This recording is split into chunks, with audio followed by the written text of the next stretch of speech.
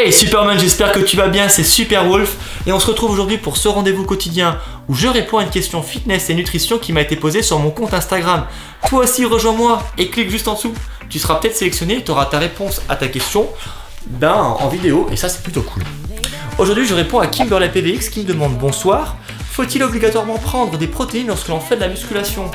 Excellente question parce qu'on a tous des copains, des copines qui vont à la salle, qui font du sport et qui prennent plus de protéines que la normale. Alors on peut se demander pourquoi? Et bien c'est ce qu'on va essayer de voir dans cette vidéo. Alors dans l'organisme nous avons des glucides, des protéines et des lipides. Ça ce sont les macronutriments. Et le corps va principalement utiliser les glucides ainsi que les lipides pour fournir de l'énergie. Effectivement puisqu'il peut les stocker. Donc il a une réserve disponible pour aller chercher dans ces stocks là pour produire de l'énergie.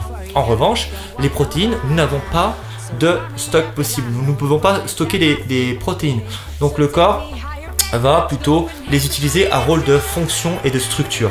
En effet, les protéines servent à réparer, maintenir et construire les tissus musculaires qui ont été endommagés.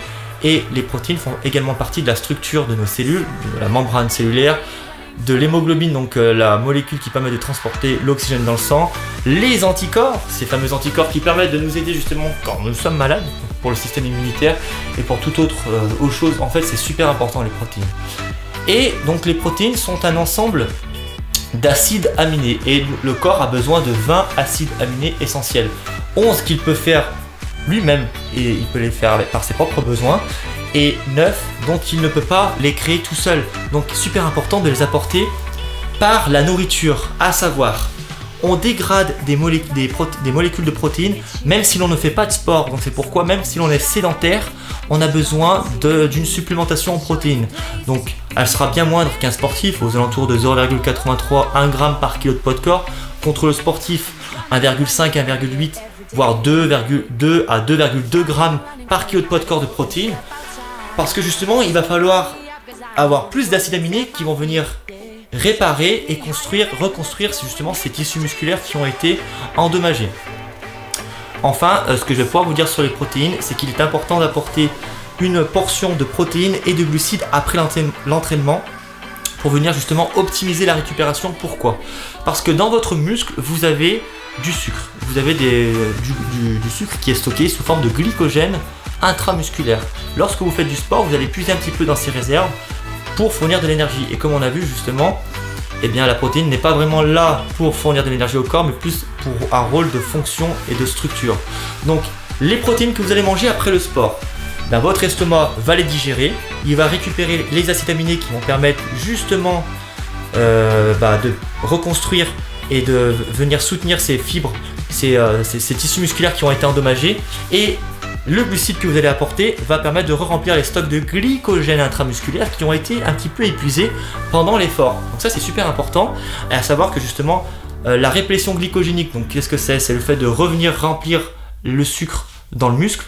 Et bien ça, avec une supplémentation en protéines, ça se complète très bien. Ça se complète très bien. Donc pour optimiser la récupération, glucides plus protéines après l'entraînement. Et si possible des protéines qui s'assimilent rapidement. Effectivement, la coagulation en fonction des enzymes dans l'estomac, plus elle va être rapide et plus justement vous allez assimiler rapidement vos protéines. Donc c'est pourquoi un shaker de whey est très souvent intéressant juste après l'entraînement, parce que vous allez directement l'assimiler, le digérer, et vous allez avoir des acides aminés qui vont être disponible très rapidement justement pour reconstruire ce tissu musculaire.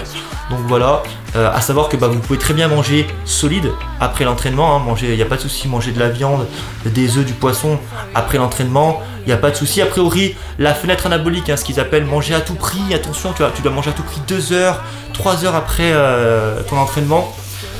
Ça a encore discuté, Ce qu'il faut, c'est que vous ayez respecté votre total calorique de glucides, de protéines et de lipides à la journée, et là a priori c'est ok.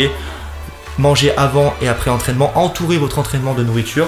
Donc voilà ce qu'il en est des protéines, et non, vous n'avez pas chopé le cancer et justement vous n'avez pas flingué vos reins en mangeant des protéines. Bien sûr, si vous mangez la totalité du pot de whey et que vous allez manger 6 steaks, 8 steaks après l'entraînement, là oui, il y aura un problème, et c'est comme tout, c'est l'excès de tout, c'est pas bon. Boire trop d'eau, c'est pas bon.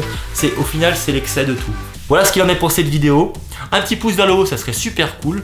N'hésitez pas à vous abonner à la chaîne pour être au courant des prochaines vidéos qui vont sortir tous les jours.